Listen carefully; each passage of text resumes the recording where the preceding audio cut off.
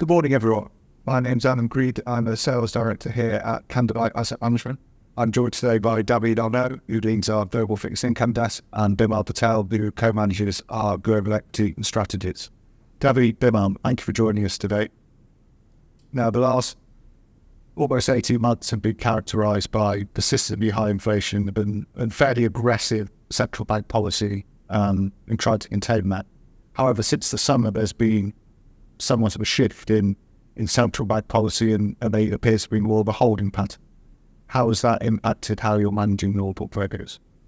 Thank you, Adam. Yeah, you're right. We're coming out of an 18-month period that will probably go down in history as very turbulent times and very difficult time for fixed income assets.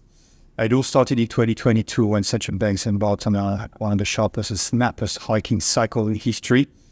Over the year in 2022, they delivered rate highs by 50 bips, 75 bips increments, which is unprecedented in history. And the result of that was very negative return for fixed income assets, in particular treasuries. So 2022 was all about managing that shift in interest rates. So we kept duration very low. We kept credit exposure also minimal. And that positioning has sort of evolved over 2023, where we still have a high inflation, high interest rate environment that is, again, pushing the return in the negative territory for government bonds. However, credit has opened up opportunities, particularly after the banking stress that we saw in the regional US banking sector. So 2023 was more about adding credit risk and keeping duration on the short end. However, that period is now shifting, and it feels like we are at or very near the end of this rate hiking cycle. So with rates reaching a peak, it's actually now a very good time to rethink our stance on about duration and start adding duration. Then obviously rate hikes have a more direct impact on fixed income assets, but obviously play a very important role in the valuations, particularly of global equities. What shifts have you been making through 2023? Yeah, so we did see a return to the stock bond correlation as well, actually. So 2022 was a year when both equities and bonds declined. One of the reasons behind that was the valuations of many equities declined. In particular, it was the high valuation growth stocks that may have been on 20, 30, 14 times sales that really struggled and really derated. Primarily, that is due to the delta in the interest rate environment in 2022. That, to your point, the hiking cycle is mostly over now, but that's mostly behind us. And so we think that much of that interest rate repricing is over. However, we are keeping a very close eye on the inflation story, because ultimately the interest rate hiking cycle is to drive inflation down to target. We don't necessarily think that getting to 2% on a sustainable basis is going to be easy. We're clearly at a much lower level now than where we were 6 months ago, a year ago. But getting to 2% and maintaining it's our target. It's going to be difficult. And I think for us, when we look at kind of the mix of the portfolio, the long duration equities that we have and the slightly short duration equities that we have, we're still fairly balanced amongst those different groups. David, you mentioned adding back some credit risk was a theme of 2023 so far, but that moment is now over. Obviously, along with the interest rate hikes and high inflation, there's more talk in the press over, is there going to be a soft landing? Is there going to be recessions? Is it just going to muddle through?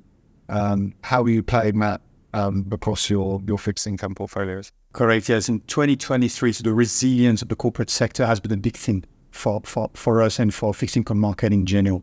So companies, pretty much the story where companies were able to pass on inflation onto the prices. So the companies were able to preserve margins and they actually remain in pretty good shape. So that was a big thing that enables us to add credit risk to the portfolios. And also the resilience of the US consumer has been a surprise, in the face of the past interest rate hikes that we've seen.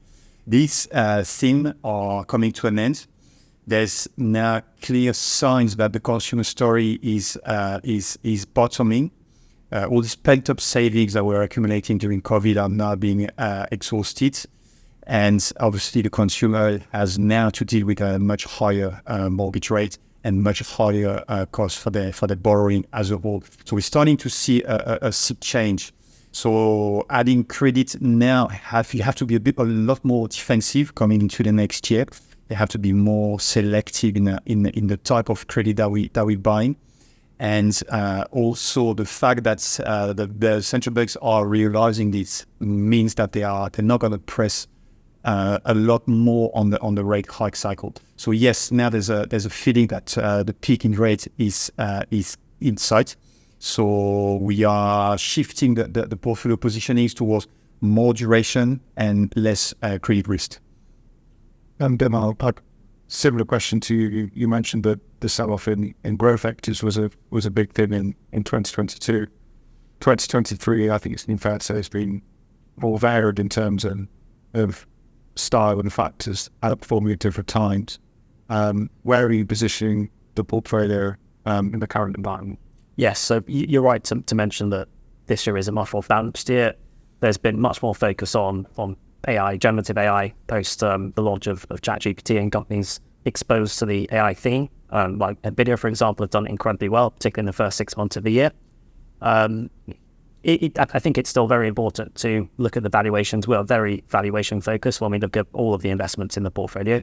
And so that valuation kind of discipline really takes us back to the interest rate environment. We're not necessarily adding many long duration equities, because for those to work, we really need the bond market and bond yields to head lower. And I think if inflation sticks at around 3% or so, that is probably unlikely. To the point that David made, the US economy is very strong right now. Everybody is talking about a slowdown, and of course the economy is slowing down. But it's not necessarily going to have a very deep recession. The labour market is very strong. When we look at different countries around the world, many are characterised by labour shortages. And so we see some companies hoarding labour because they fired people during COVID and realised that they couldn't rehire them. And so I think that can provide a cushion to the overall economy, and that can help equity markets going forwards. And Debbie, you talked about being more selective in credit within the portfolio, and also adding back duration in certain areas. Have you got some examples of how and where you're doing that, where you're still finding credit opportunities perhaps? Sure. So the big thing that we deploying for this year and next is that's played up monetary policy lag. So how long does the rate hike take to filter into the real economy? And we're seeing that quite clearly in Europe, where Eurozone economy has slowed down more rapidly than the US. As Bimal was saying, the US economy is very resilient in the face of that. The reason is quite simple. So in Europe, 70% of corporate borrowing is on floating rates. So when policy rates are increasing, they filter through the corporate world a lot quicker. Whereas in the US, it's only 20%. So it's only when companies are refinancing the debts that they're feeling the burden on these higher policy rates. And that hasn't really happened. And that's a big factor why the US economy has been so resilient up until now. That refinancing risk and that big, what we call the maturity wall, is going to hit US corporates throughout 2024 and throughout 2025. So knowing that, there's going to be a lot more pressure on the corporate worlds. Borrowing costs and interest coverage are going to deteriorate, and that's going to put US companies under more stress. So acknowledging that, we are adding duration mostly via government bonds. We like US Treasuries at 5%. They've shifted from 0.5% a few years ago to 5% now. We think there's value here to be picked up. And in terms of the credit risk, we like sectors that don't have such exposure to refinancing risk, which is outside the traditional defensive sectors such as utilities or telcos. Utilities, they do have quite a lot of refinancing to do ahead of them, so we don't go overweight that sector for that reason. We like the insurance space that have some of the shorter duration bonds, so we don't take too much duration risk here, but at the same time looking for high coupon. So it's just extending that play of carry. So we've been picking up subordinated paper in the insurance space and adding duration mainly via government bond and US treasuries. And Bimal, extending on the same theme, are there any particular areas in the portfolio that you're favouring for 2024 or indeed avoiding? Yeah. So when we look at the sector breakdown of the portfolio, our largest weight is staples and largest underweight is technology. So we are cautiously positioned because of the staples weight there. We think that the growth outlook from the US economy is likely to slow down, and we're positioned basically defensively for that. We think that many of the staple stocks have sold off quite materially because of the repricing of the bond market. And on the opposite side of that, many of the tech stocks probably haven't sold off enough. Many of the valuations there are still quite high.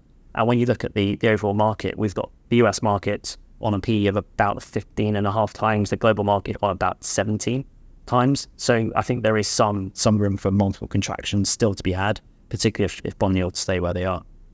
David, Bimal, thank you so much for your time and sharing your thoughts.